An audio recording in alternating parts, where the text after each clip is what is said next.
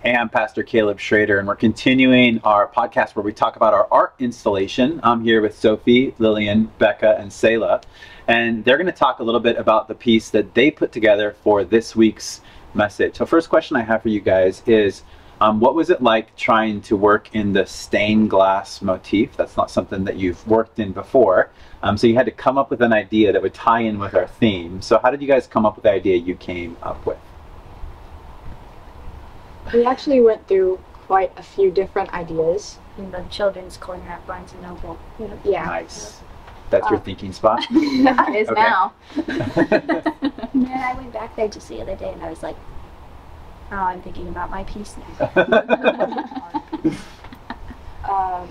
Yeah, we thought about a bunch of different mediums, and honestly, we didn't really come to agreement, so we just decided to do a bunch of different things. So put it all together? Yeah, so we decided on a watercolor piece as a base, and then using ice malt, which Lillian is the disciple master of, and then using a real tree, which is just for fun, I guess. Awesome. Yeah.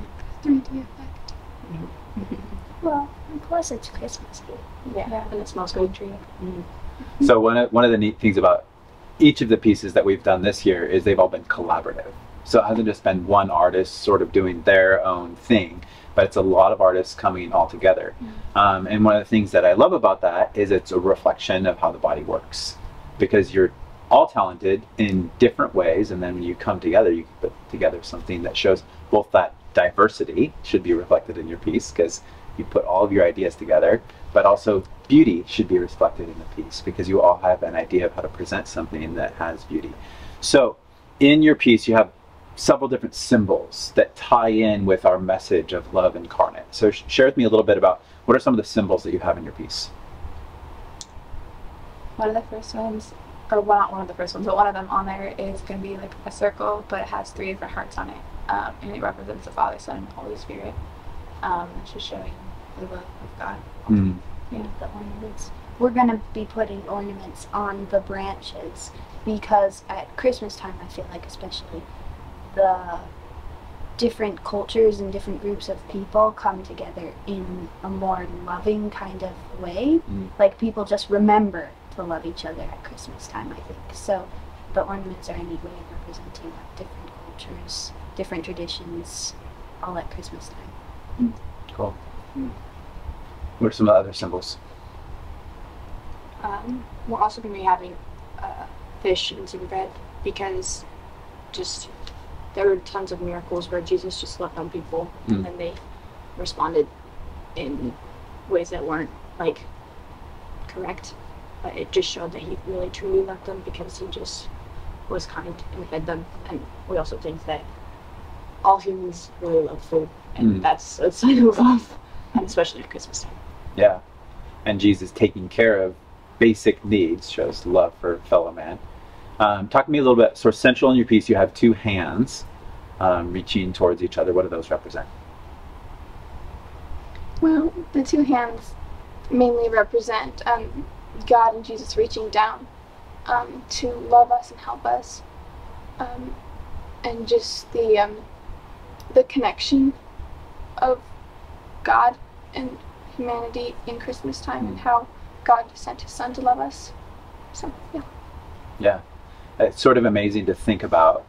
God had hands, right? God could hold somebody, like John could lean against Jesus' chest at the Last Supper. He could take children up in his hands, like he took on flesh. And one of the things that's mind-boggling about that is, like, throughout all of history, God loved us, but he never taken a body and then communicated that love bodily to us. So I love that central figure there. Any other symbolism you guys have in there? Probably. Yeah. Are we doing the coin one? So what's the coin? I think it was just giving to Caesar what is Caesar's. I'm guessing. We had a couple ideas Yeah, for what to 'cause do it with represents different things. it. Can represent a lot of things. Giving money giving to God what is God's and to Caesar what is Caesar's. Mm-hmm. We were thinking of maybe doing a Roman style coin for that reason. Mm-hmm.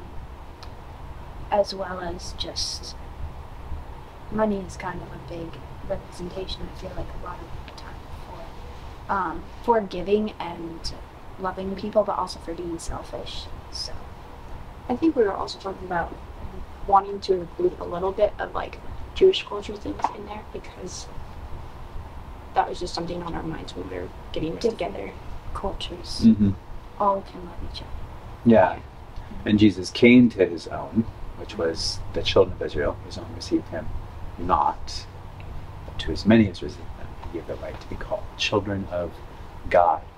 So one of the things that I love about this whole process that we've been going through, of each artist putting all of their art together, is that when we're creative and we use our creative faculties, we glorify God. We glorify God. And one of the awesome things about it is that, I hope it's fun. I hope that you're enjoying yourself, right?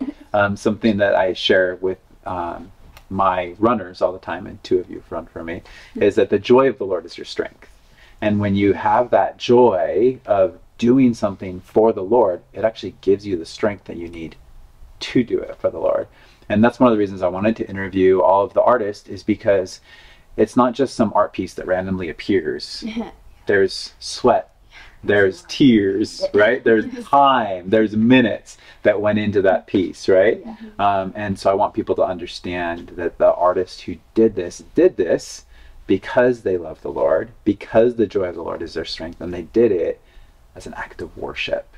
So thank you guys so much for sharing your talents with our church body, and thank you for listening.